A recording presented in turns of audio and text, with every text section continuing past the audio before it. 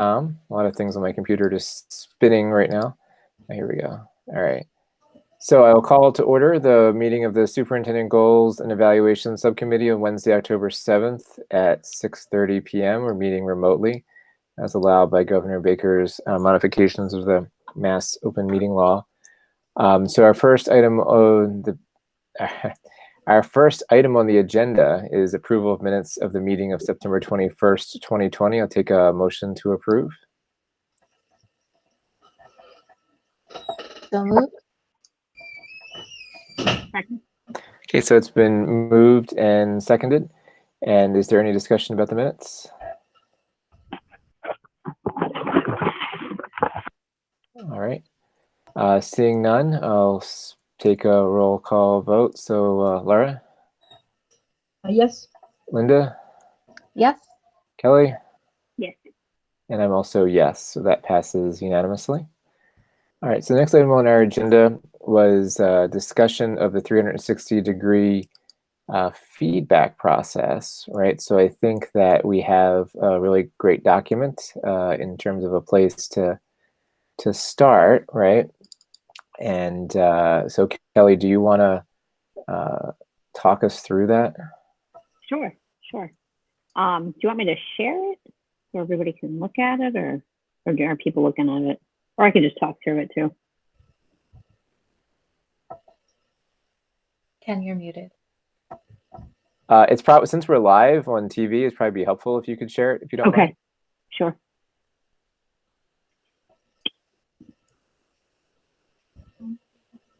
I've never done this on it.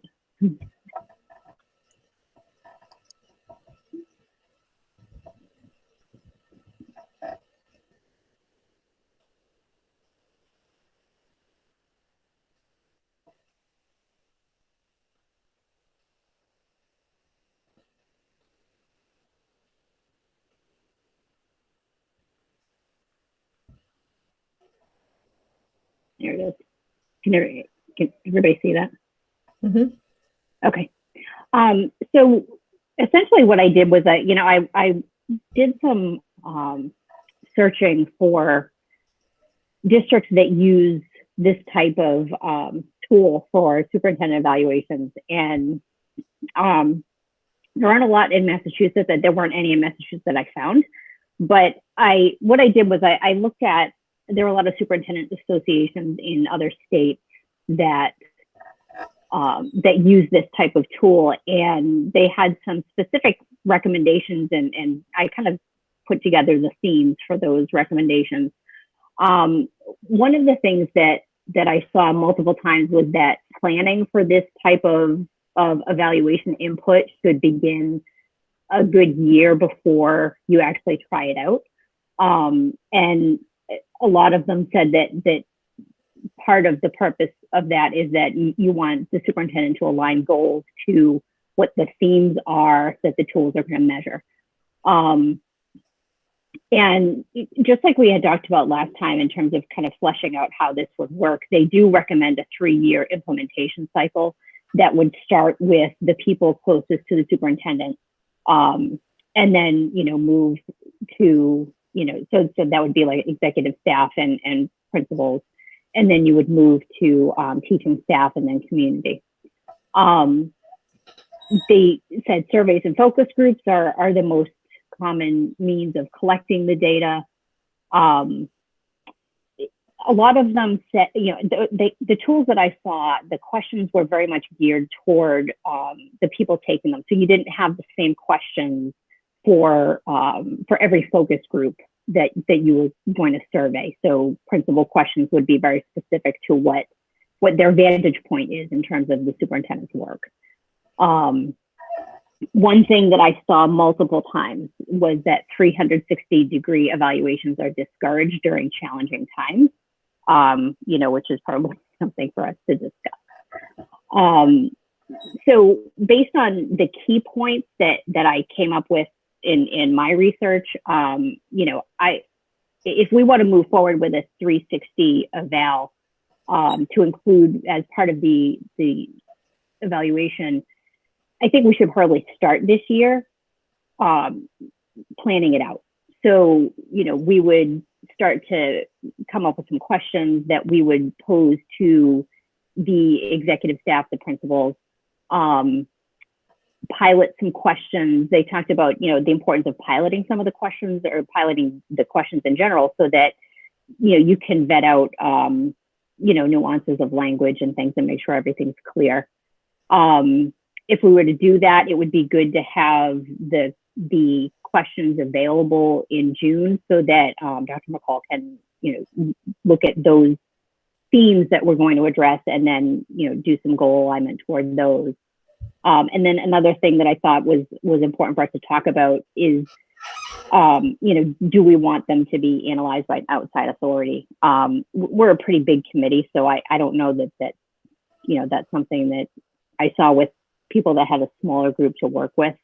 Another thing that we would want to consider before we even started developing questions too is, do we want to align the questions and the 360 evaluation with the superintendent evaluation rubric and indicators that we choose, or do we want to make it more thematic based on what's going on specifically in our district? So that was kind of the gist of what I discovered, and some of the recommendations for us to consider moving forward. Thank you. I think it's also pretty consistent with some of the things in the Hanover report about the rollout time as well, and the development of the process and validity checking. So what? So Superintendent Dr. McCall, you had also said you were going to ask around on your superintendent chat. Do you have any feedback from that? Yeah. So I reached out to MASS, the superintendent's group, and Tom Scott said that there had been 2 communities, Harvard and I believe one more, that had utilized this type of evaluation tool, but they've stopped using it. So currently no one in Massachusetts using this. So definitely something that we should think about. If districts used it at one time and they're no longer using it, I'm sure there was a reason as to why that occurred. But what I liked about what Kelly had pulled together was basically the timeline for this, because again, this is probably not the best time to pull together an evaluation tool during a pandemic. So we're probably not going to get even piloting questions. We're not going to really get responses that I think reflect a typical year, or how a teacher might respond, or a parent, or an administrator. So I think it's a little challenging right now to do it this way. But I think if we lay it out so that there's a plan of action around establishing this, I definitely think it's something that we should push forward with. But again, I was a little surprised that no one was using it anywhere in the state anymore. So. I know Megan is sitting in the dark wherever she is, but with the chair's permission, I could also reach out to the Harvard School Committee and get some feedback on that process. Yeah, I'm sorry, guys. I have really bad connection tonight. We've lost power here at home, so I can kind of hear you guys in and out. So yeah, that would be fine with me. Yeah. So what other feedback do people have on this? Ken, what I'll do is I'll also share with you the other school district where this was used, so you could reach out to them as well. I know Linda Dwight was part of my cohort. She's the Harvard superintendent, so I could talk to her directly about it. But if you want to reach directly out to their school committee, that's fine as well. And just thinking of a path forward, if we do want to be moving forward with developing questions, I'd be willing before our next meeting, whenever that is, to draft up some things based on some 360 feedback evaluations that I've seen in higher ed that address questions along the lines of leadership and whatnot, just to give some examples of things I've seen to see if they're along the lines of what people might want to be thinking about. And then it just give us a place to start. Sometimes it's easier to start from a place and say, yeah, I don't like that, or yeah, this is kind of the right path, but rather than just coming up with them from scratch. There's things that, you know, if we go to senior staff first, as Kelly suggests, when we do it, whenever the time is for that, you know, I think you correctly state that there are certain things we'd be looking for from them, right? That would be different than we look for from teachers and different than we look for from parents. And, you know, at least from my take, I think, you know, leadership is one of those things, right, that I guess I've heard from the committee in the past that we'd be looking for feedback, and that Daryl might be looking for feedback to get a sense of, you know, ways in which he could, you know, improve his professional practice. I'd agree with that, and I'd also think like it's always smart to work backwards. So if we go back to like say the past 3 years of evaluations and look for places of constructive criticism, that might be a starting point to craft questions for the different stakeholders.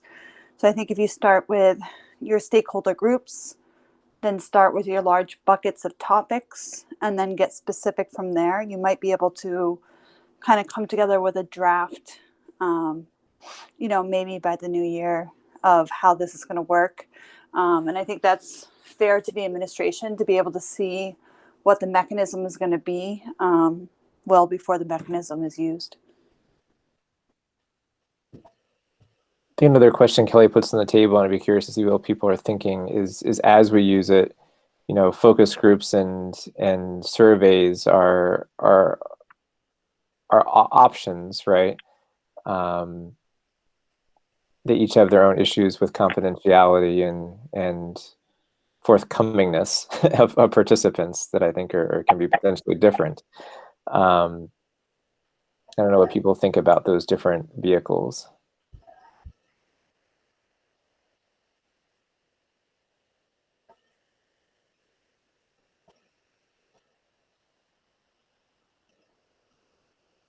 You got to know how to run a focus group.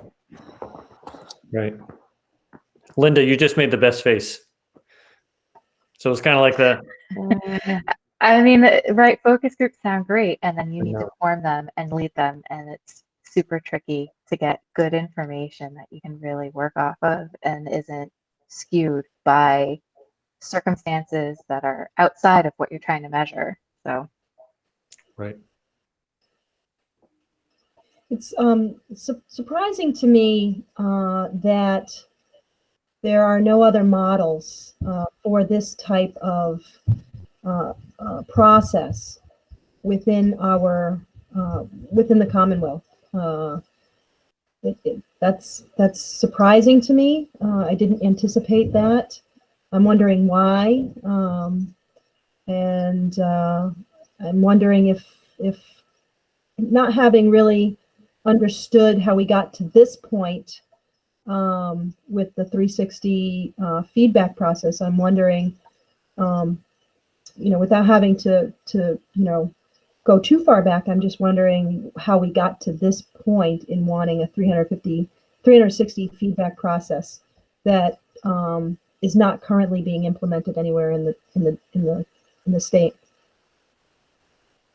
I can offer my thoughts of how that came about. I think there's probably two reasons that I see, and others can agree or disagree with this.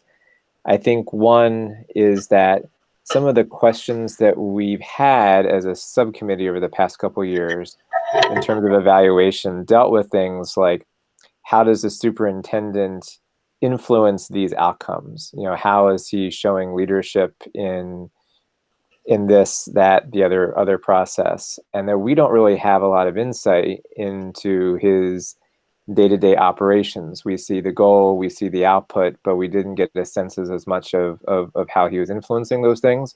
So I've heard that from prior versions of the subcommittee. I think the other thing is that a lot of us on the committee are from other sectors where these sort of things are fairly routine and useful.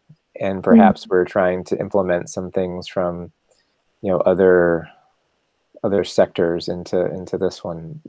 That's just second is partly speculation. I'm not saying it's a bad thing. It's just.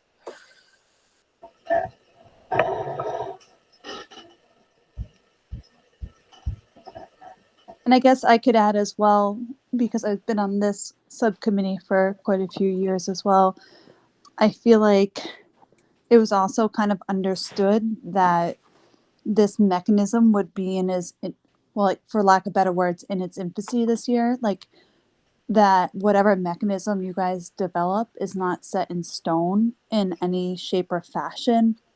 But it's kind of a first go round and trying to garner more feedback from all stakeholders into not necessarily the picture of the DESI evaluation, but just a more transparent evaluation of the superintendent and his leadership mechanisms throughout the district. So I don't want you guys to feel pressure to make it perfect.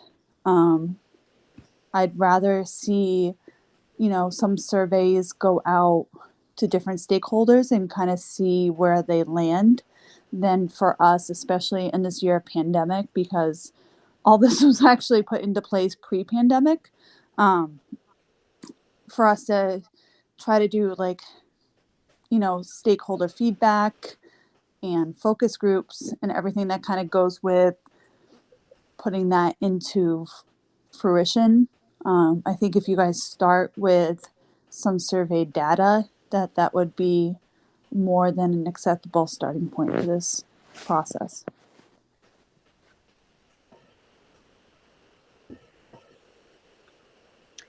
I found, so when I was looking at, districts in other states that do this, they do have examples of questions that they've pulled together for all the stakeholder groups. So I can certainly go back to those sites and share those, just as, even if we're just looking at the basics of how many questions do we include and what's the language around how we phrase some of this stuff, and then, see what we can do to start thinking about that first, executive, that executive survey. Yeah, I think that'd be really helpful if you wouldn't mind sharing that with Rebecca and I, and then we can have Sure. Rebecca put it in the shared drive so everybody can take a look at it ahead of our next meeting. Sure. Again, I'm not a fan of creating things from scratch when there's things that already exist that have been probably even potentially paid for, right? Right. Some evaluation organization is created. As there are groups that do this for a living, right? This type of thing for maybe not for superintendents, but for executives in other sectors. And then so I think the question is an interesting question. I think also how one executes the surveys, if there's any information on that, would also be useful, because we'd want to, as I say, make sure that it's administered in a way that ensures the confidentiality of the respondent, right? So we wouldn't want to say my work at, we would want comments in there that make it obvious who said it, like as a K-8 principal, I blank, blank, blank, and then you've narrowed it down to, basically 2 people who could have said that.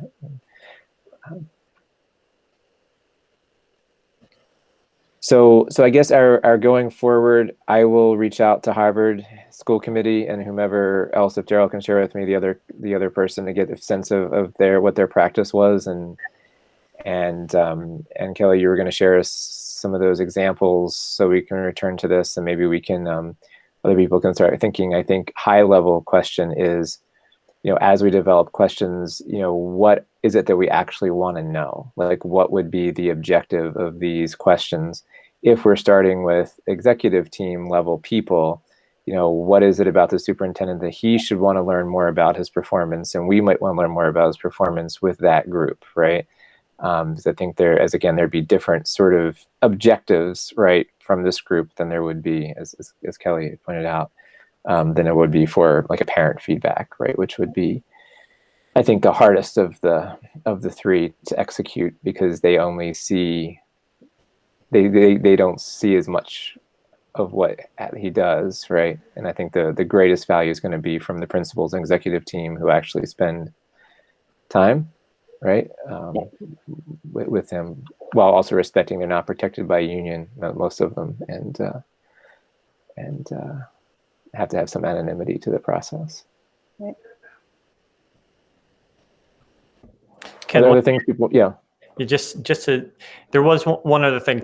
When Tom had shared with me his thoughts on this, he also said that there was some MASC actually was moving away from this particular model. So I don't know whether or not Tracy Novik had kind of shared some information with us last spring about this. That might have been why those two groups left. So now, because I don't have my email open in front of me, but that was another item that was brought forth by Tom. So we might want to talk with MASC about this as well. I would agree that MASC is really kind of our best mechanism to move towards. And Ken, if you want to take a little responsibility off your back, I'm happy to reach out. Sure, if you want to reach out to Tracy or Glenn and see what they Tracy's great, so what they have to say. Are there other things we want to talk about under this agenda item? All right, the next item is the superintendent's proposed goals, and apparently you sent us an email recently, right, with these. All right. Sorry, So documents, yes. So generally for this, there's two different documents. There's the goal, and then there is the action plan, right? That puts out the how that occurs. So why don't I share my screen here with the simpler document first, and then we can spend a moment reading it. It might be easier for people to read it in their own emails than on the screen, since it's kind of formatted funny. So let's see which.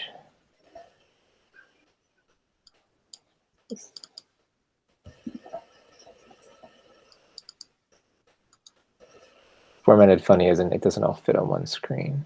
There's not very many words. It says I'm presenting to everyone, but I can't actually see what I'm presenting. So I presume it's this screen that says student learning goal and professional practice goal. Yes, you're on it.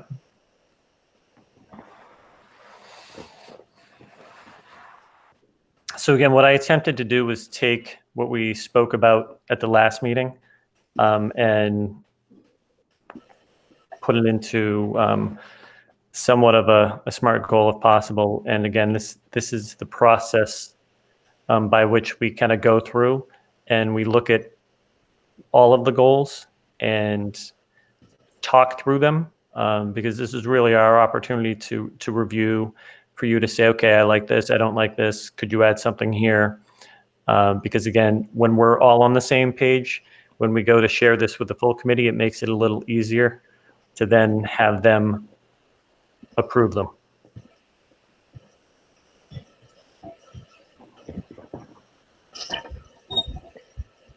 I'm going to turn to the second page.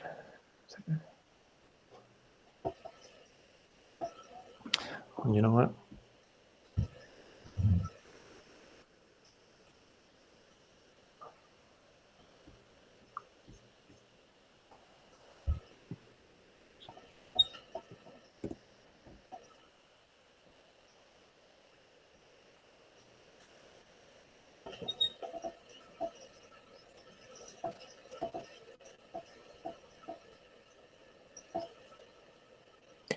And then if I change over to, did it change, or is it just sharing the tab? Yep, it changed. Okay, I'm used to Zoom and not Google Meet, so.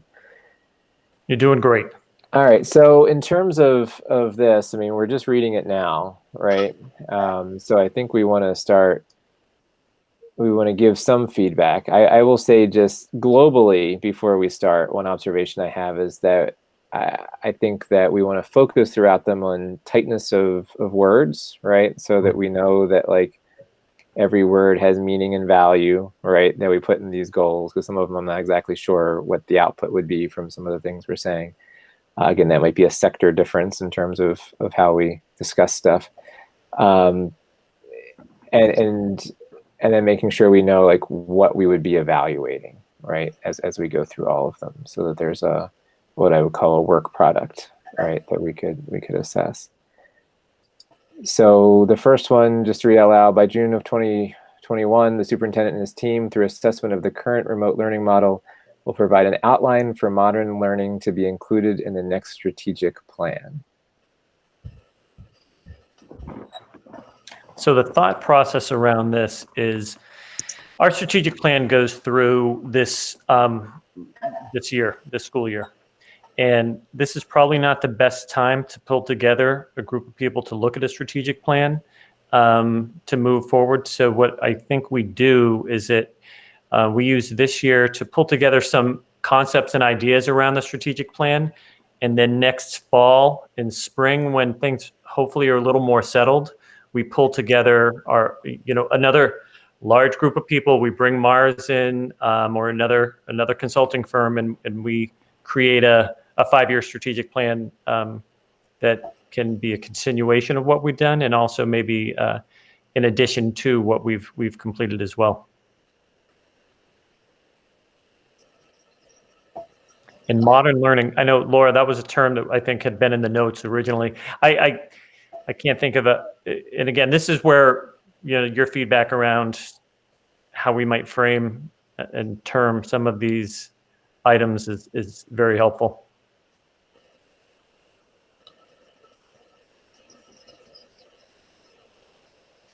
So, so by looking at this this goal, I'm seeing that basically the outcome of this goal is the next strategic plan.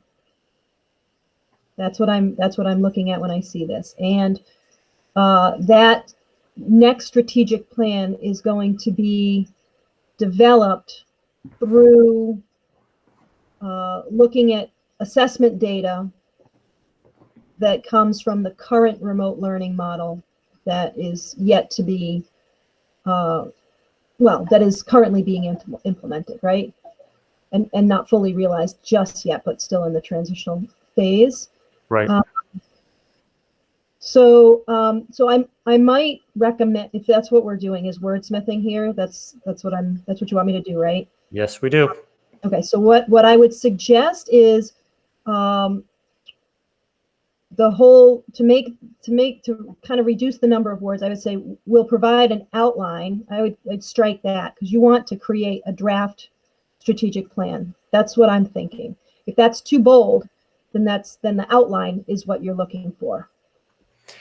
Right. We wouldn't, to create the strategic planning process is a pretty intense and long process, and it involves stakeholders, teachers, administrators. So it's a much larger process. So what I thought was this could be the basis for the discussion around, what we're going to talk about in terms of modern learning modalities, perhaps. Sure. So I might say we'll provide an outline and plan for developing the next strategic plan.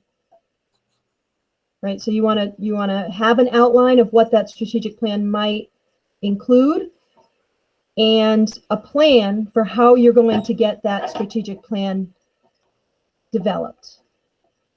And again, if that's too much, then pull me back on that.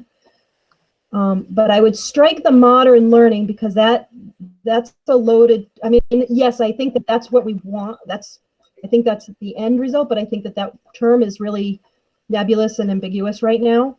So we may want to strike that out, and maybe in the language of what the next strategic plan outline might include, what elements you'd like to see, like elements of technology integration, professional development, resource acquisition, and maybe just kind of hit some high notes in there of what we'd like to see that would get us to the end product of a modern learning classroom environment. Am I being clear on that? Yeah, I'm just trying to figure out how to word that. So we'll provide an outline focused on technology, resource acquisition, and what was the other thing? Professional development, I think. Professional development. Yes, thank you. Or even just like community outreach, right? Because if we kind of look back to the first strategic plan that we just kind of finished, I think that's the one sector we could have done better on. Right? Okay, so yeah, so like community outreach, communication. Right. So is it out of line here to ask, I thought further down in a district goal was about the strategic plan process, and that I thought this one I read more as defining what modern learning Oh, is. It is. So so thank you.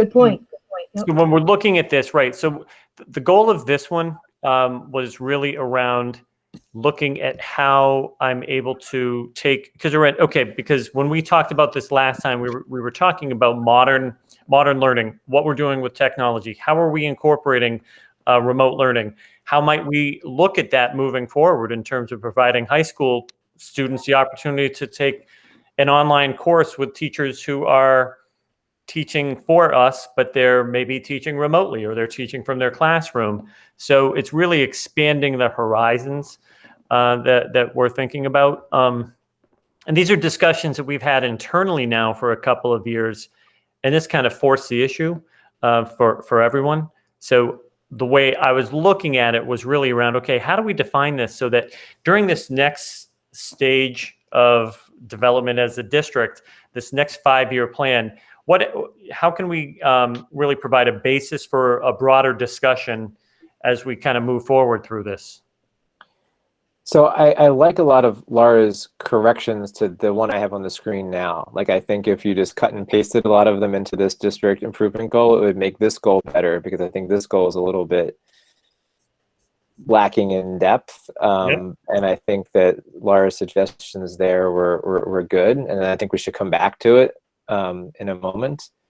I think that the issue, at least for me, with the student learning goal, as in the direction we were going, was that there is no actual student learning goal. That we really should have something that we're assessing of the students. And if that's going to be about the modern classroom, I think you could imagine something like the goal being a current state analysis of the effectiveness of remote learning for X, Y, and Z this year in our district and in a comparison district, or something along those lines, so we can actually see an outcome rather than a plan. Right. So when you go down into those action steps, Ken, we have some information around surveying staff, parents, and students just around remote learning. But there's also looking at the learning models currently being utilized by comparable districts, and kind of assess. It's tough to assess the effectiveness of other districts, but it's definitely something that we can do for our own district.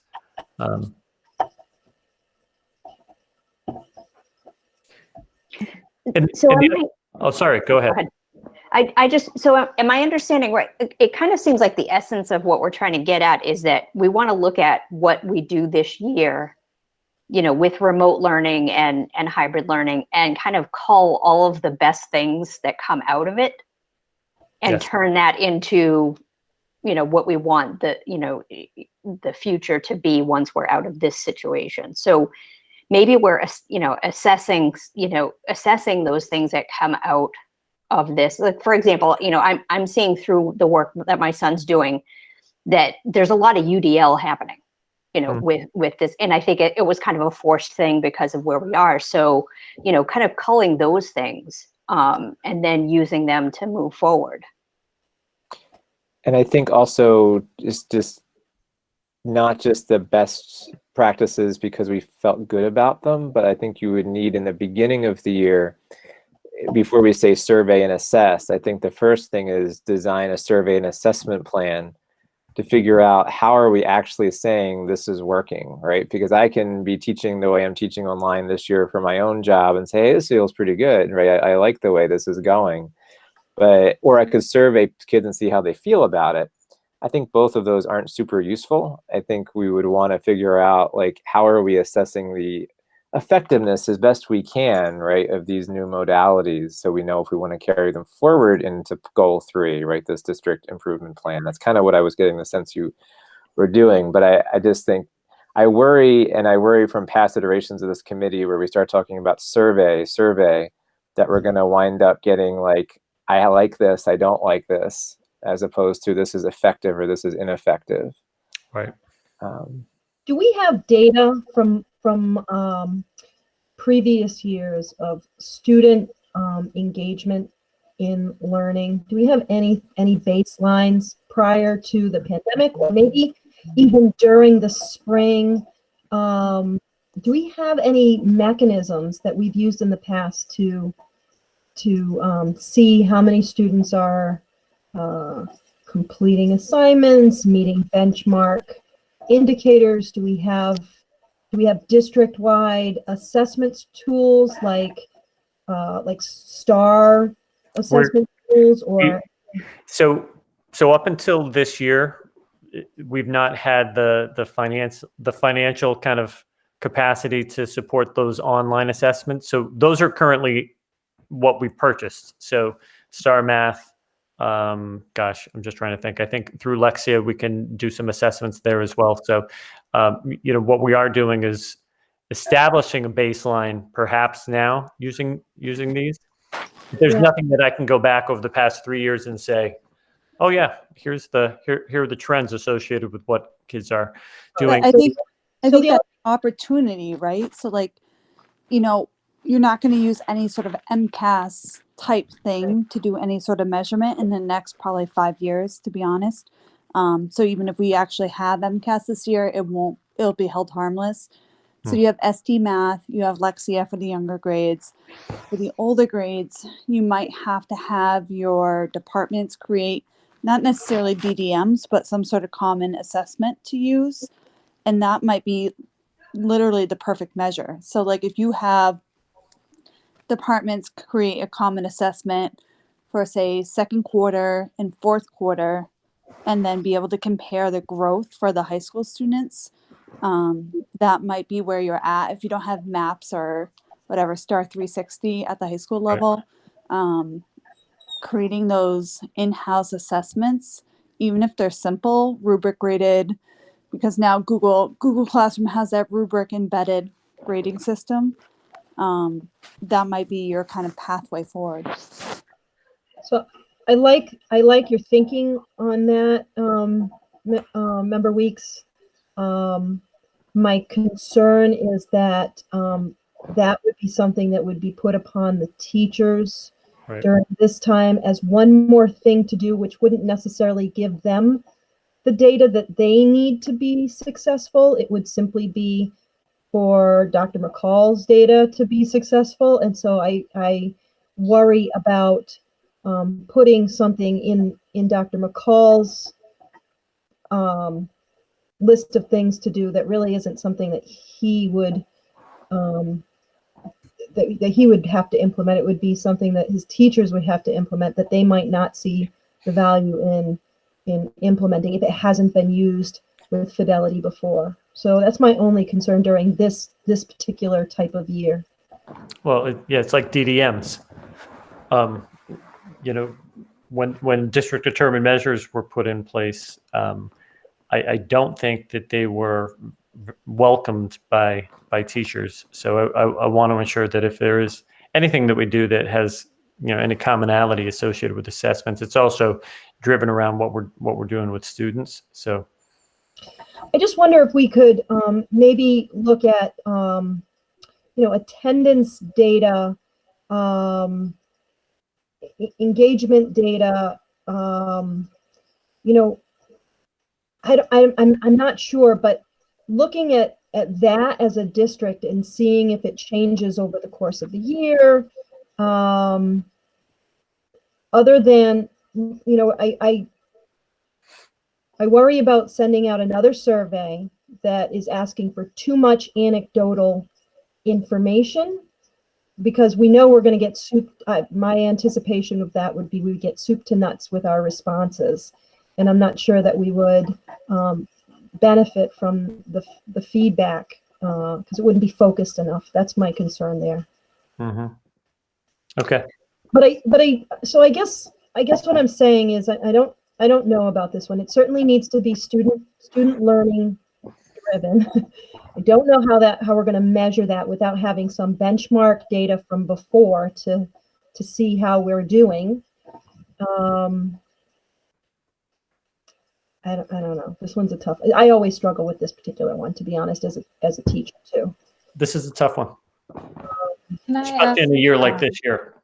Yeah. And So one of the things that I've seen from a parent perspective from the start is the change in the student's personal responsibility and how that affects their participation and their learning.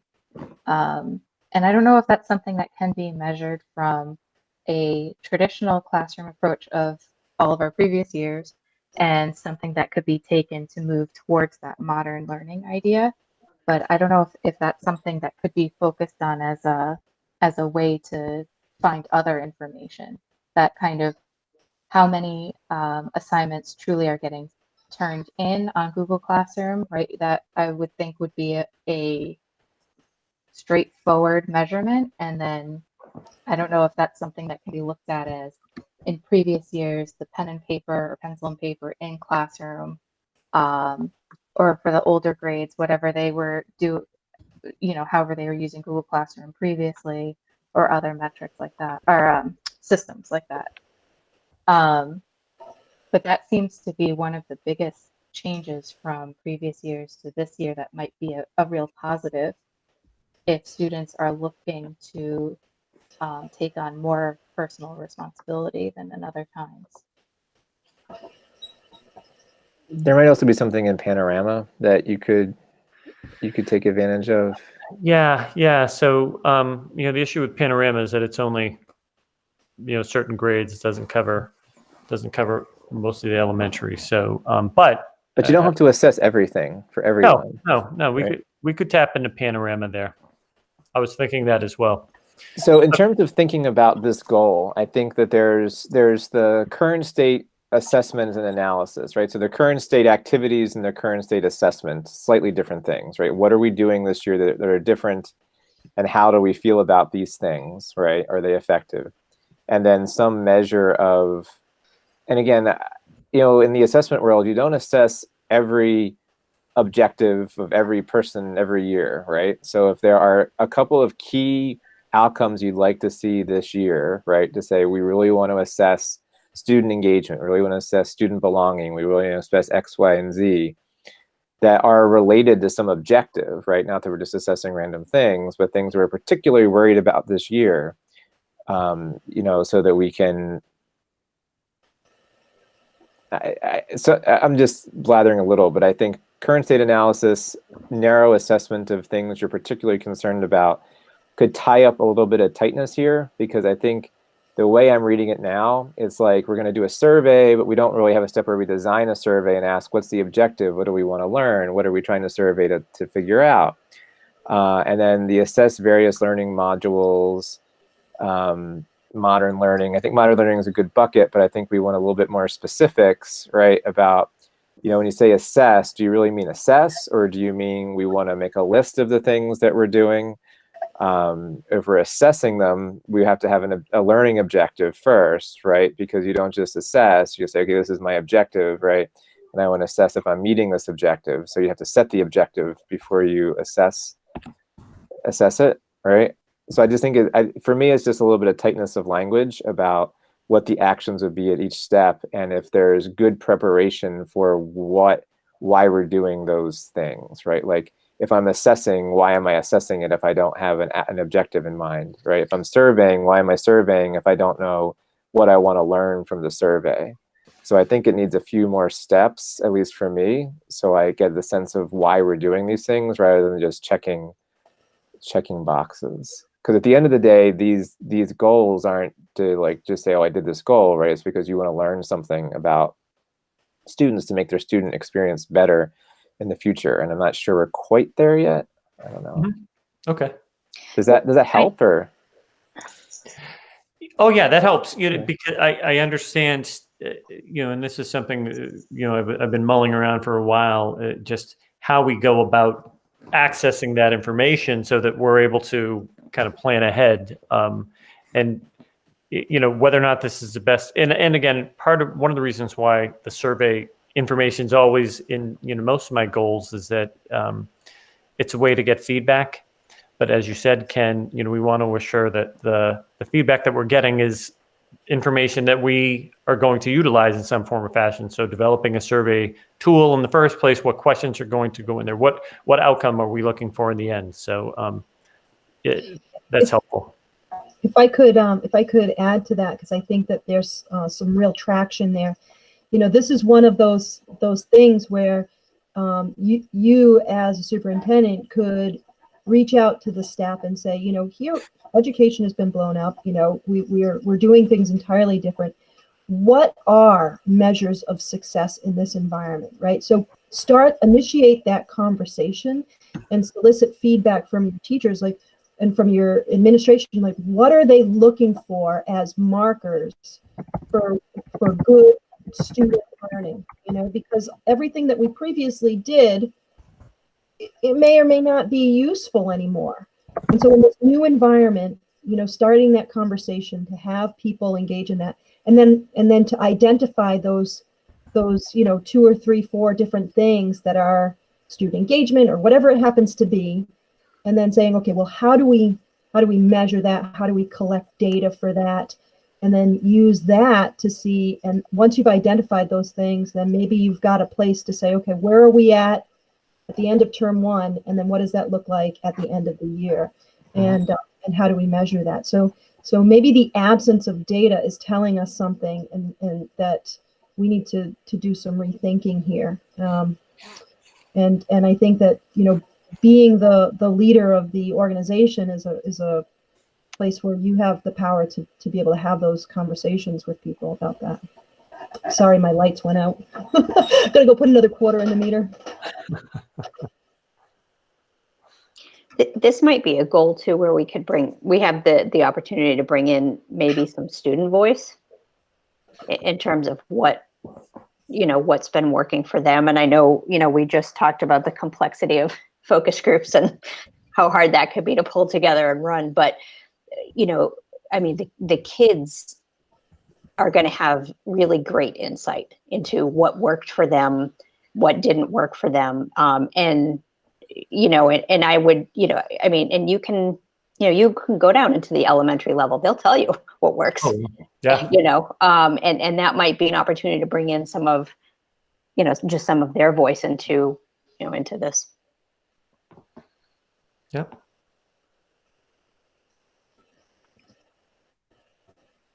Okay, that's helpful. Thank you. So I have a question. Are we taking out that term of modern learning then from that first goal, from the student learning goal? I don't know if we're taking it out. Maybe I can think of, or I can look for a different term. We used to call it 21st century learning, and now we're officially, I guess right. Or Daryl, could you define the term somewhere? Yeah. Sure. I feel like Okay. 21st century learning is so 2019, for lack of a better word. And I think you do have the right term. I just think you need to somehow define that term. Yeah, I would agree with that. I like that phrase of modern learning. I just wanted a tighter grasp on what that means. Okay. I will put that in there as well.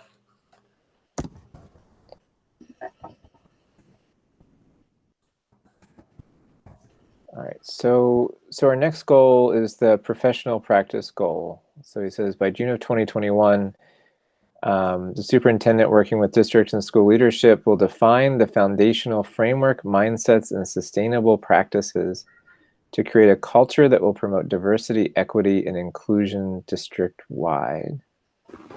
Okay. So I know, so that's a lot. So here's what I'm going to talk about. Brendan and I have spent a lot of time talking about kind of how we're going to move forward with this process as a district. And, my number one concern is that, and again, I started reading, we started our book last fall with my building principles and, looking at equity and kind of, racial injustices and so forth. So as we kind of talked about this, and I know it's something Brendan has been working on with the new subcommittee, it's really about having that foundation developed. That is, it's going to take time. And Brendan, it's funny because we talk about this where it's like the foundation isn't pretty. You don't drive by a house and go, wow, that's a really nice foundation. It's the rest of the house, but without the foundation being very strong and able to hold up the rest of the house, there really isn't much of a house. So the last thing we want to do is build a house of cards around this particular topic, because this is a long-term project. The group that we're meeting with next week, they actually, they talk about a 5 to 8 year time frame for this. It's not one night or 1 year, 2 years, 3. It's 5 to 8, and it's really around informing, helping to change mindsets, and one of the things that I'd like to continue to do, because this is something that we weren't able to kind of complete because of COVID that kicked in March. So, we have the unconscious bias in schools, which is what, we had started, and we had gotten through a couple of chapters. But I also, over the summer, ended up getting a book on diversity and social justice in education, and it's all based on case studies. And it's an excellent book, and I wish Unconscious Bias actually had that, because it would have made my life a lot easier in terms of creating my own questions and so forth. But it's really another way for us. When we've talked about this, it's establishing kind of this understanding at the administrative level as well, prior to jumping into teachers, kids. We really have to make sure that we're doing it. Methodically. So if you scroll through the rest of that, Ken, so you go through those, so it's really, that strategic partnership, the external strategic partnership that we're starting to establish next week with this outside group, that this is what they do with school districts.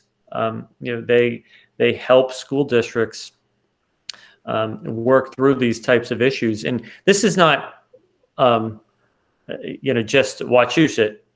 This is every school district in the country that's kind of, working through these issues. In fact, we have a Choxett Middle School is actually, they had a PD this afternoon, and they're working with another school in the state. And, I was on it for a little bit this afternoon, but it's all around,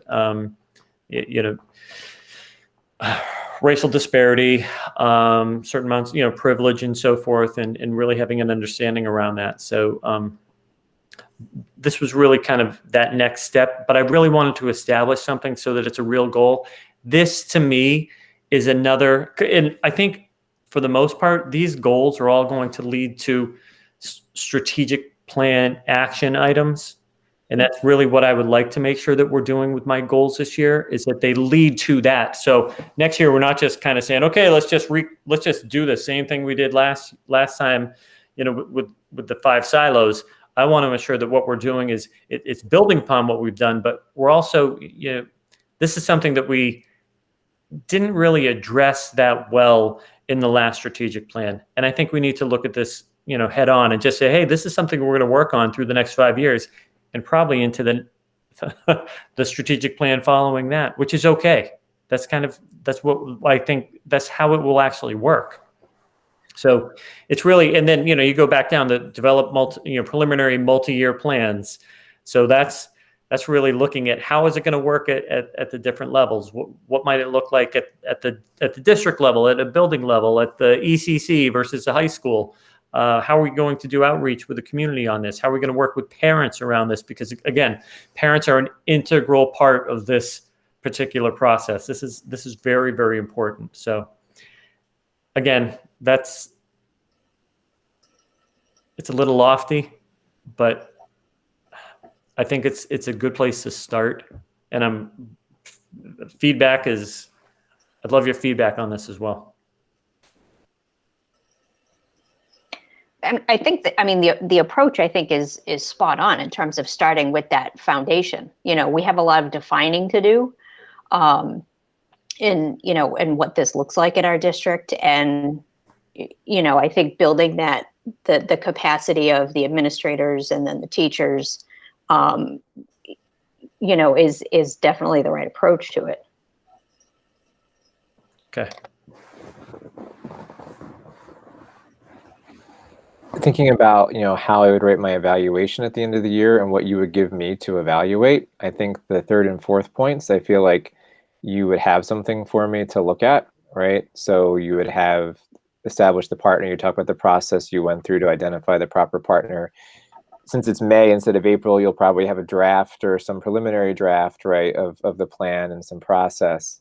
I think I'd want, as you think through a revision, to just say, what are you going to show me for 1 and 2? Right? What is going to be the outcomes to show that that you were leading these discussions, that these discussions were effective, right?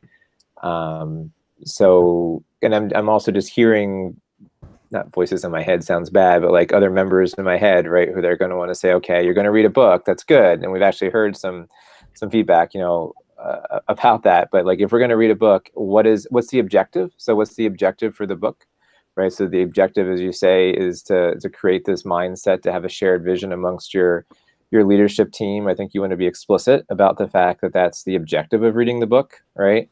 And then if there's some sort of output that you would have, so would it be output of, you know, the students, the administrators will have some sort of survey where they I mean, it can be very qualitative and we don't need to see all the details of it, but I just want to think that there should be some output that you would be intending to give to them that would show, okay, we read this book, did y'all get something from it? Or is it just, you know, we went to this meeting and we listened to you and then we closed the book and moved on. So I guess, what's the objective? How are you going to assess that objective for points 1 and 2? It doesn't have to be like. And I would actually go further than Ken, honestly, from hearing from the administrators in the past month or so, they want to do more. So Yes. I feel like we've heard from them that they want more on their plate, which is something you don't hear very often. So not just like what they got from the book study, but what are you delegating to them? So what do you see their strengths in? So if you see somebody in a principal who has great community outreach, like, you are now going to be my person to show others how to outreach to the community, versus you have very strong strengths in curriculum, you're now going to outreach to the broader principal leadership in curriculum. So I would go even a step further to what is their purpose in the greater community based on your work. Okay. Often when I leave a meeting, a question I always ask of whoever's running the meeting is, okay, what's the work plan? What's my assignment before the next meeting, right? And I think you're kind of going along with Megan there. I think, you know, making sure that principals have a plan of action, right? So it's not just purely reflective, but it's praxis, right? Mm-hmm. So I'm gonna ask a question here.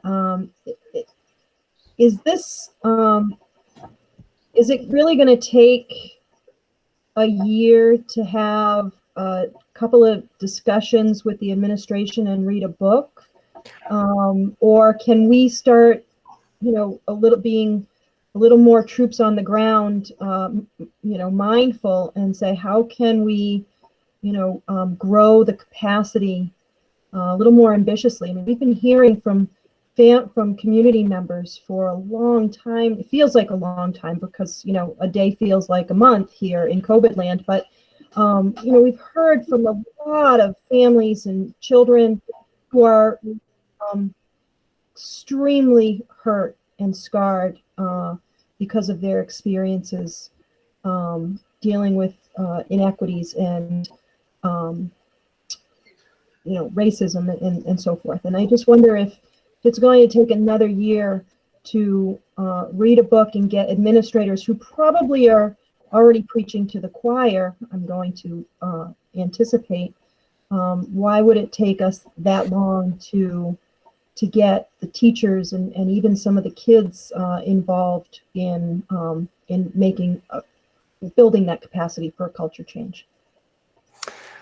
So There's nothing that says you can't, but I know the group that we're going to be, enlisting, they're very careful and cautious. So the group's called the Disruptive Equity Education Project, DEEP, and they're really all about ensuring that they've established a strong baseline around what people's understanding really is, and that's something you can all look up. What I don't want to do is establish something that I think, okay, here's what we're going to do.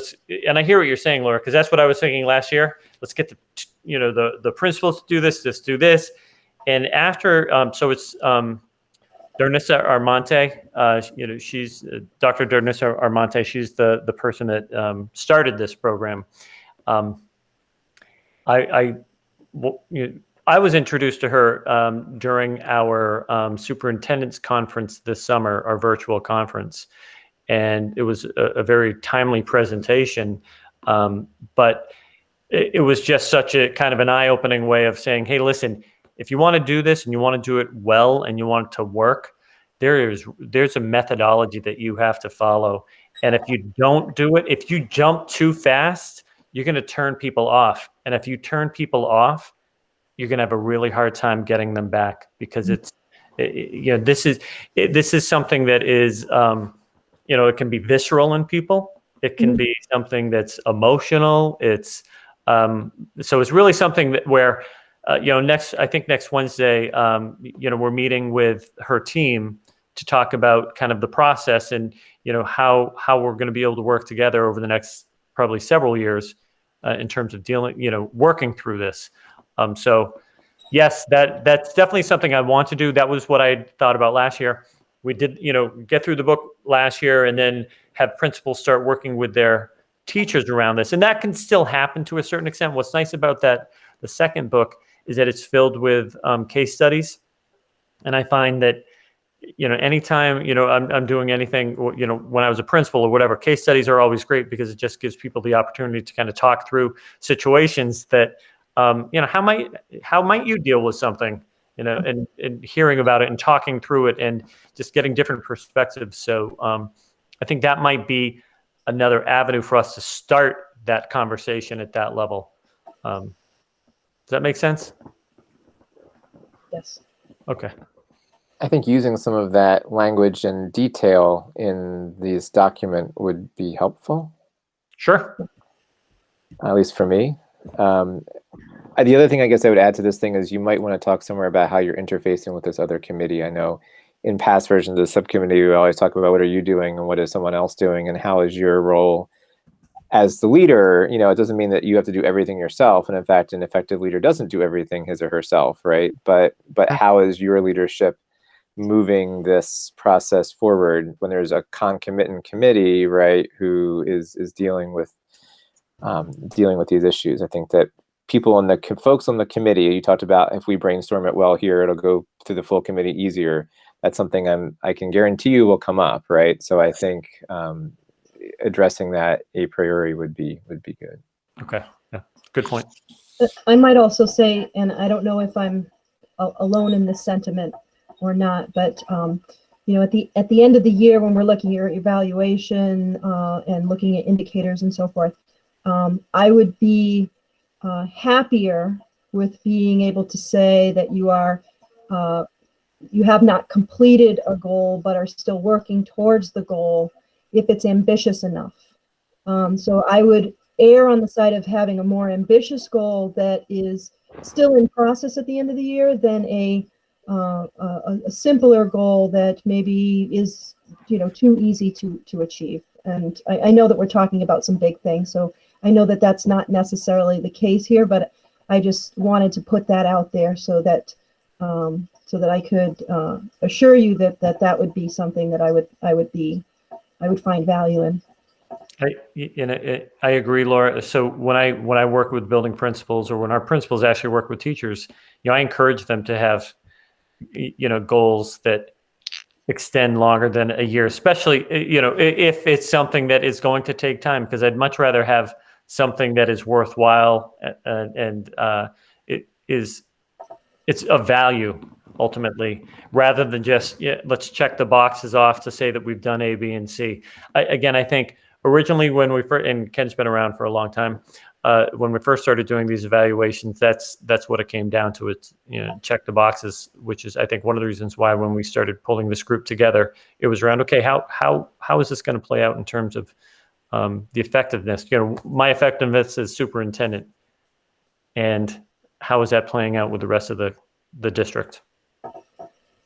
Thanks. Okay.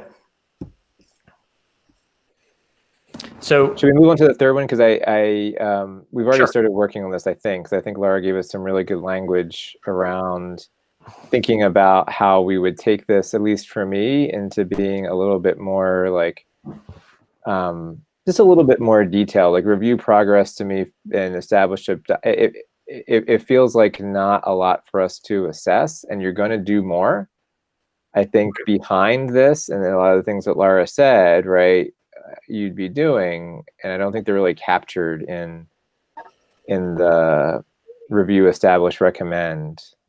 Yeah, what I'll do is I'll take the information from 1 and I'll just kind of move it back into 3. So, and I'll also expand upon this as well. And again, part of this is really, when we look at this, it's really around starting the process associated with, kind of bridging the old strategic plan with the new strategic plan. Again, my mindset, and this is something I've talked about with the central office administrative staff, is this is probably not the best year to try to pull together a strategic plan, because I think when you think about some of the things that are going to be playing out over the next 5 years, it might not look anything like this year. And I think people, much of their decision making will be based upon what they're looking at today. So again, keeping in mind things like the goal that we just talked about in terms of equity and parity and so forth. That's one that, again, I want that as a goal, because that has to be something that gets integrated into the next strategic plan. This is purely around, okay, how do we kind of bridge the gap between the two plans? What are we going to do this year to kind of hold us over through next year? Because again, I think starting fall, winter of next year, I think that's when an entire group would really come together and use the data that we collect in goals this year to inform that strategic plan for, gosh, it would be 22 through 27. 2027. That's crazy. That's like, in terms of other, action plans under here, just thinking about how we move to a strategic plan, right? So there's strategy and there's tactics, right? So tactics, I would agree, would potentially very much change based on the environment we find ourselves in, be it, another pandemic, be it economic disaster, what have you, or the ways we rethink remote learning. But I do think there could be a bullet point of thinking about how we might also come about reviewing what the district's mission statement, right? And saying, okay, what is our really high level objective for students, right? And then, because the strategic plan I would be asking, what are our strategies for how we achieve this mission, right? How do we become the district we want to become? I just want to make sure that we don't jump to implementation committee, an implementation plan before we actually have a strategic plan, right? Like right. That we just start focusing on, oh, we have to do this, we have to accomplish that. Like, why are we accomplishing those things? I don't want to be too fuzzy about it, but whatever, you're going to be limited in your resources, and thinking about what our goals are for our students' learning, right? I think is somewhere has to be in the mix in this strategic planning, and I just don't want it to turn into downstream, a bullet list of things we want to do without an answer of why we want to do those things, because then you have no principle as to how to relatively value 50 awesome things to do when you only have the resources to do 10. Right. Okay. That makes sense.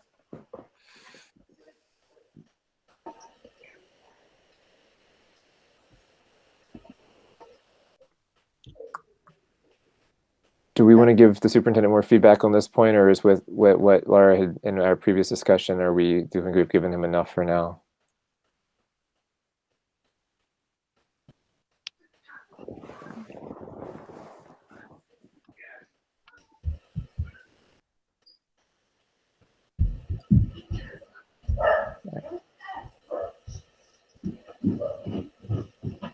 So the last district improvement plan is talking about retention. Yes, and by retention, I don't mean students staying back. I mean students leaving the district. Someone asked me that question today, and no, what I'm not talking about. So, and again, this went back to I believe the conversation that we had at our last meeting in reference to families leaving, what's going on. I mean, this does tie back basically to where we're at as a country right now with the pandemic occurring. But when I looked at this, if I use communication in there as really the key term, because I think, as always, and again, we hear it now, there should be better communication coming out of okay.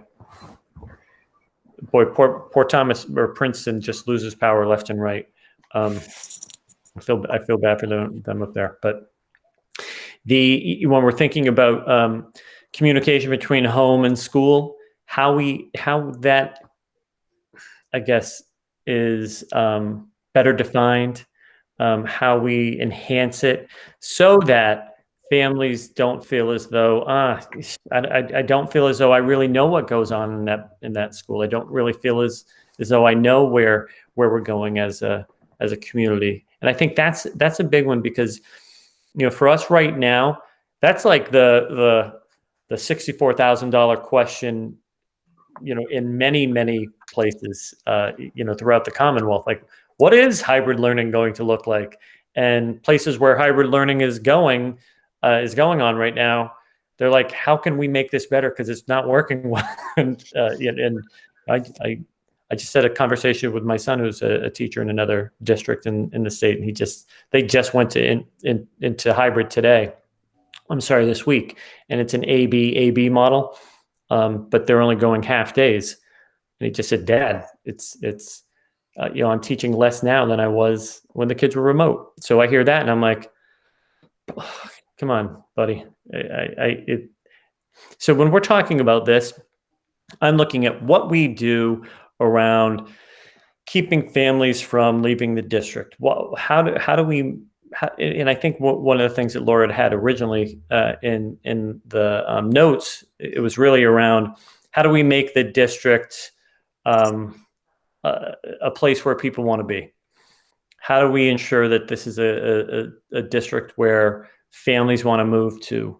There have been some questions. I know we've talked about this in the past. Certain members have been looking for data around staff who've left the district. What are we doing to retain staff? Families who've left the district. What are we doing to retain? Why are they going to St. John's? Why are they going to the Sizer School? So again, those are the things that we don't always know. So this might be another way for us to kind of move in that direction. So in any case, long story short, this is probably more around communication than it is around ultimately retention.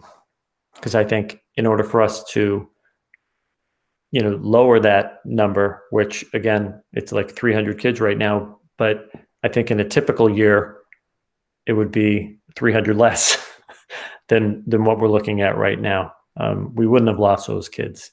So let's just say it's a typical year. What do we do in order to ensure that those kids stay with us, those families are happy?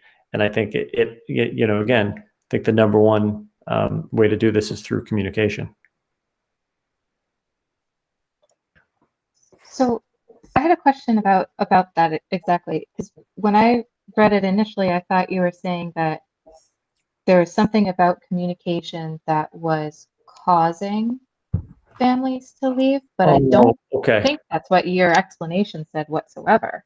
No, it isn't. It is. I'm sorry. So maybe so I'll reframe that then because yeah, it's not that, I think it's a matter of us saying, wow, if we're able to communicate what's going on in a school, how, a teacher communicates with their students, how a principal communicates with their families, how a district office, be it HR, SEL, deputy superintendent, the information that we put out there, what that means, how it kind of enlists people, how it grabs them so that they feel like they're connected to their community. Again, one of our issues as a district is 5 towns. People feel connected to maybe their local building, their local school, but then, boy, it's hard to feel connected to the district because the district is kind of, it's not real. It's real, but it isn't real, if you know what I mean. I can see Jefferson School where central office is, but it's not like, again, Shrewsbury, where you have the elementary schools, the middle schools, the high school, and it's very clear to see, and it's all within one community. This is the communicating in a regional district it's a different animal. So I've actually talked with I talked with a consulting firm yesterday just about communication and what they do in terms of the output that is necessary for a district our size. And I think Ken and I talked about this years ago. We're a district where could you have someone that's only in charge of media outreach? It'd probably be a half-time position in a place like this. I think you could keep someone busy doing that type of work quite a bit. But when I'm thinking about what we need to do here, I'm thinking about, okay, we've got families going out even pre-pandemic. What are we doing to try to ensure that they're not necessarily saying, okay, I'd much rather school choice my kid out to Lunenburg because I'm not happy with what's going on, in Princeton or Sterling or Holden. So I'm not a big fan of buzzwords, but I'm going to throw a buzzword out here that comes to my brain when I hear this, which is two-way communication, right? So I think a lot of what I'm hearing, and it's probably not what you're saying, but what I'm hearing is we want to make sure we're projecting a message to the community to tell them what we're doing here so they want to stay. I kind of think what I'm hearing from the committee is as much or more interest in listening communication of saying, all right, we want to communicate what the opportunities are here, but like we have our mission, our value, our objectives here, and somehow that's not jiving with what your objectives are for your children. So not just are we going to tell you what we're doing to make sure you understand how great we are, but we want to listen to say, all right, well, why are you driven to the point where you think I'm going to drive my kid to Uxbridge or Lunenburg, or I'm going to pay $35,000 a year to send them to Worcester Academy? They're making that decision not because they want to spend $35,000 at Worcester Academy, but because they're feeling as though there's something that for their kid that they're not getting, right? And it may be an element of they don't feel connected or they don't understand what's going on in the school. But I think we need to somehow in this goal also be listening to say, all right, well, what is it that's missing, right? So if it's that you're going to St. John's because you value a Catholic education, well, that's good to know. And there's probably not much we're going to do about that. What about this Catholic education? Is it a values education? Is it something about discipline or going to the next level, right? That maybe we could think about. Or if I'm going to a school, if we're losing a lot of students to a program that is, I don't want to simplify things because they can have a more sophisticated auto shop than we do. Well, if there's 20 kids that are going out of district because there's some program at some school, then we can listen and say, well, the way that we can do that isn't to communicate, hey, we're great, but let's see if there's some program that's cost effective that keeps those kids in district. So I just want to think that there's a listening component, now that I'm talking so much, rather than just a one-way out communication of what we're doing. I don't know. That's in some of your points, I think. Yes. Yeah. Oh, it is. But I think having it be a little more explicit, I think would be, again, as we kind of go through this, we're privy to this conversation as anyone else who's watching on TV. But when we go to talk about this at school committee, I want to ensure that the devil is in the details. So the more details we put in there, and the more explicit I am, the better off I think we'll be in terms of people understanding what I'm trying to accomplish.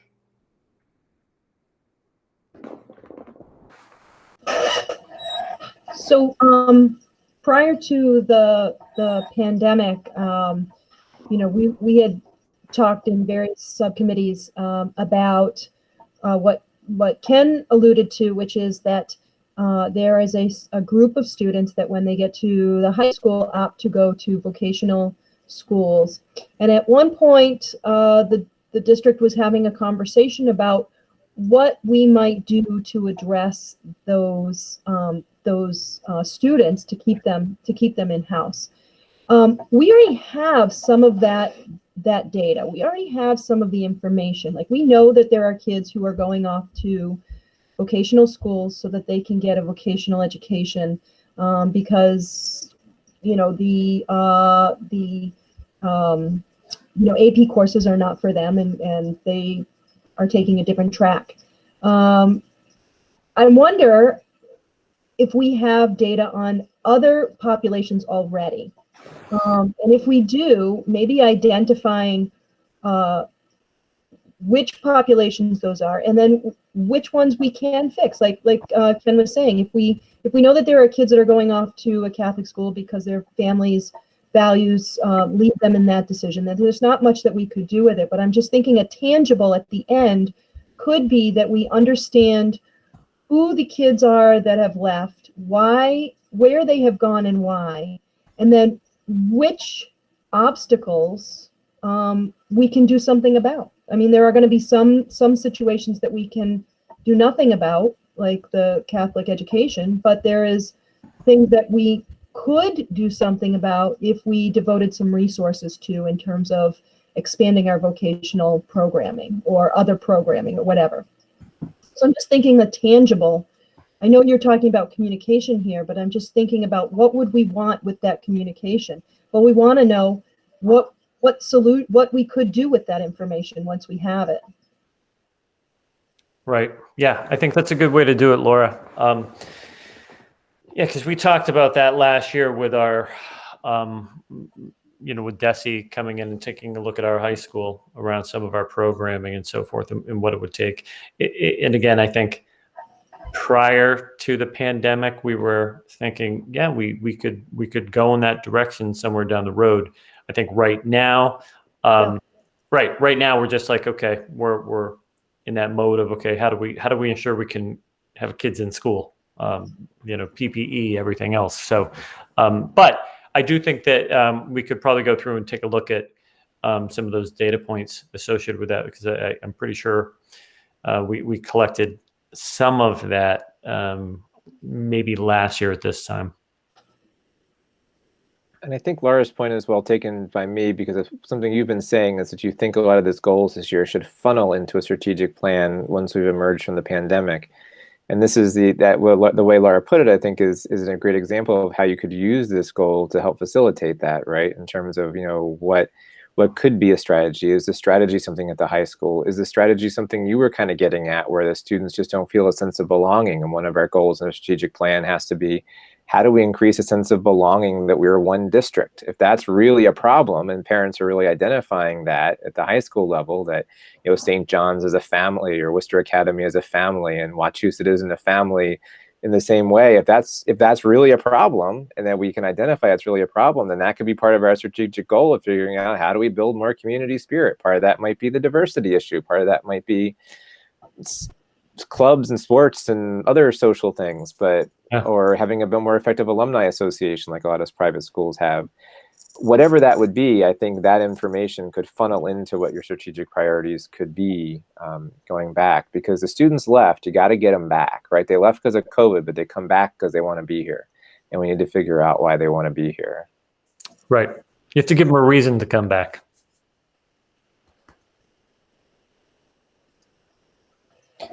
So I think we've given you a lot of feedback on these things. At least for me, I think before we meet next time, I know I don't mean this in any disrespectful way about all the other things you got going on. It's helpful for me to read things before I get to a meeting. It doesn't have to be 3 days before, but I think you'll get better feedback from me at least if I've had time to like process it.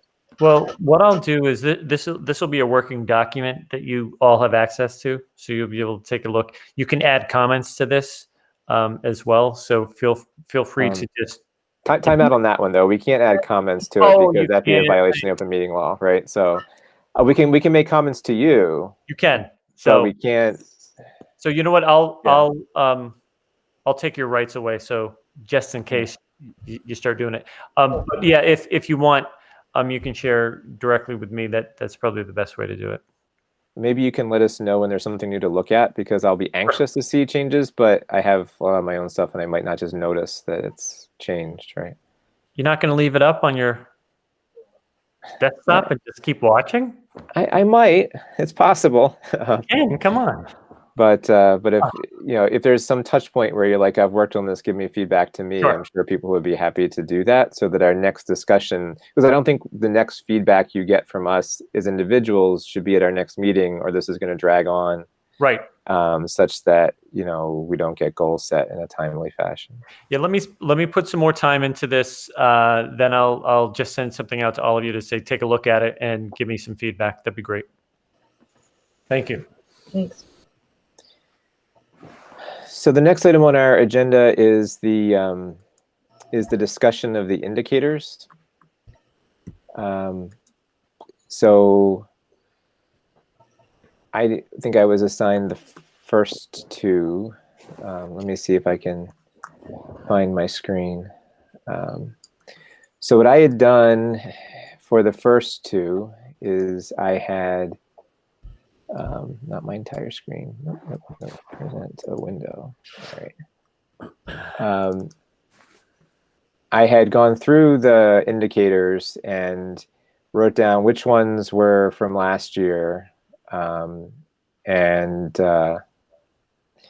then suggested the ones that maybe we didn't use last year that we could use, and then suggested ones I thought maybe we didn't need to do.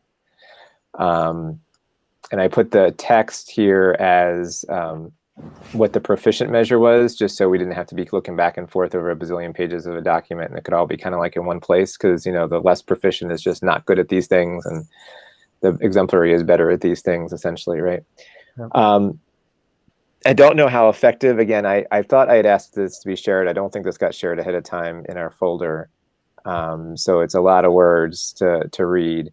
I don't know if we're more effective for the two of us who had been working on this to just put this in the folder and have everybody read it and talk about it next time, or if we want to go through it now. I'm open to the group for that.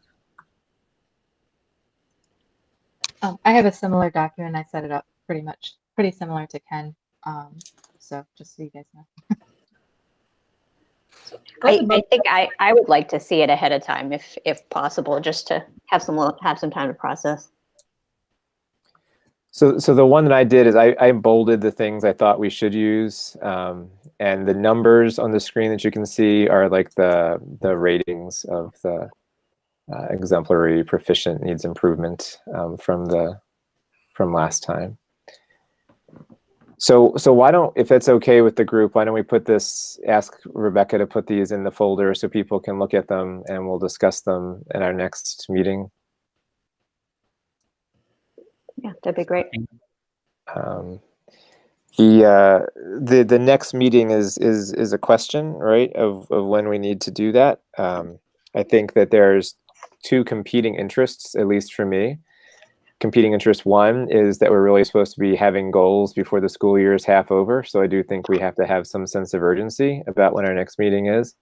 At the same time, I also want to make sure that I assume that the superintendent has gone out and trying to find a consultant like the full committee asked. I consume he's probably consuming 70 hours a week trying to figure out, what he can communicate out to the parents about making their choice between hybrid and remote. so I want to focus on that. So anyway, point being, when do we think the time frame should be for our next meeting?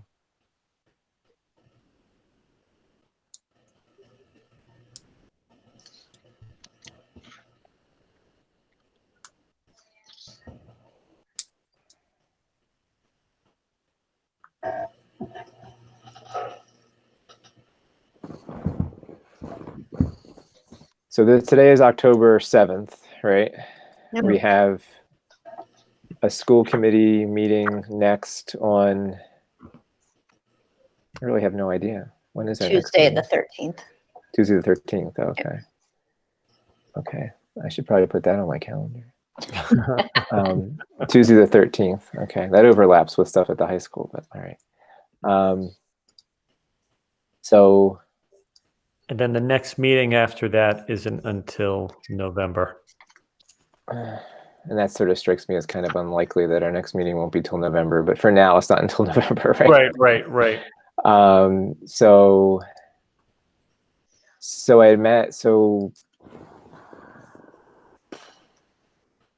how about, I'm just going to throw October 28th out there as a place to start the conversation.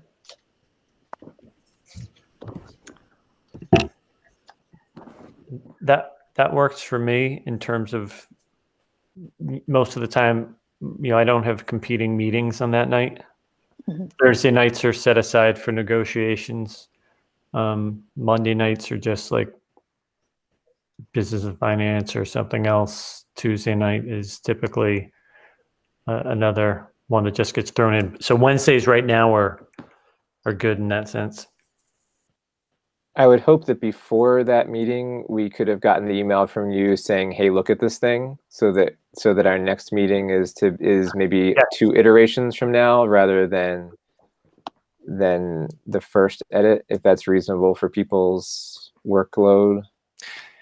My thought would be, Ken, to get this out to you, gosh, in the next 8 to 10 days, so that you have it, and then you can go through it and get back to me with more stuff. Maybe even sooner, depending upon how quickly I can get some of this other stuff done. How do people feel about that time frame? Is that okay? Yeah, I think it's a good. Yeah, no problem. Yep. Okay. So, Thank you. So by that date, we will have gotten the revised goals to review and make comments privately to you, and then be ready to do perhaps just the final thumbs up or final approval, maybe, of those goals. Is that what the intention is then? Yeah. Right. So if I can get that out to you all in 10 days or so, that should give you enough time to go through the modifications that I make to this, add any comments, and then I can come back to it, make some more changes, and then we have that time on the 28th, we can go through and talk through it. Yep. And then hopefully we could put it on the agenda for the next school committee meeting. Right. So what we could do is have it on there for that first meeting in November. Even if there's another meeting somewhere in between, if we're not meeting until the 28th anyway, it'll be that first meeting in November that we have the opportunity to approve these. And to the committee, by that next meeting, we will have reviewed the indicators documents and be ready to comment on those. Right. Right. Okay. And I'll have reached out to Harvard, and Yep. hopefully Megan will have reached out to MASC about that. And then Kelly, you were gonna give to Rebecca to put in the folder some example questions. Mm-hmm. Yes. Okay. Very good. All right, I think if we do all of that, I feel comfortable with October 28th, as long as, because it feels like things are happening between now and then. Yeah.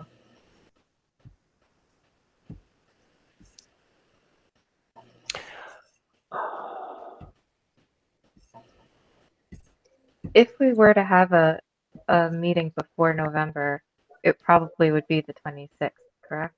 Of Based on October. the current pattern. Yeah, probably. I could see I if just wanted to. throw that out Prepare as, for that, would yeah, we want to do yeah. it right after, or would we want to try for right before? But it's not my fault. So I'm thinking out loud here, but if we do have that meeting, that potential meeting on the 26th, that we're probably going to have a pretty beefy agenda to discuss the plan and the outcome of hiring a consultant and so forth. So that might take up a considerable amount of time. That maybe having the goals solidified for the next one, though it might not be as ambitious, it might allow us to devote sufficient time. Yeah, I mean, I leave it to you. I just wanted to put out the timeline as That's a good a point. point to consider. Yeah, I suspect that would be a special meeting on the 26th if we had one that might just have that one topic of voting to approve, or whatever we want to call it, the back to school plan, or whatever the right lingo for that will be. I have no idea if we're having another meeting then, but I suspect that it would be, as Laura says, a 5-hour meeting on just that. You know it's true, Daryl. You can make that face, but you know it's true. I do. So I know. Yeah, Ken, that other town was Danvers. Danvers. Okay. And are they there? Commented the plan? Is that what you, the 360? Yes. Okay, I can reach out to Danvers School Committee too. What does 6:30 work for people? Was this an okay time? Mhm. Okay, because it's more likely to be done by around the neighborhood of 8 o'clock as opposed to 9 o'clock, which is kind of attractive. Third. All right. All right. So is that everything? I think so. Is there any other business that we want to discuss tonight on the agenda? All right. Well, thank you for all the pre-work that people did. I'm sorry we didn't discuss all of it, but I do think it's good to read it ahead of time. And so, Linda, if you could just share with Rebecca, if you haven't already, that document, and we'll make sure it gets in the folder. Yep, I'll do that.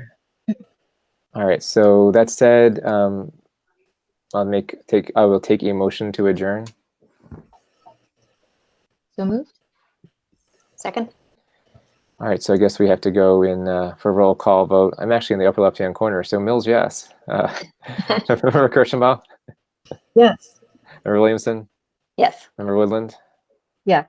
All right, so it's unanimous that we're adjourned. Thank you so much. And I guess I'll have to watch a VP debate at some point. It starts in an hour. Okay. All right. Thank you. All right. Good night, everyone. All right, have a good night. Good night. Thank you.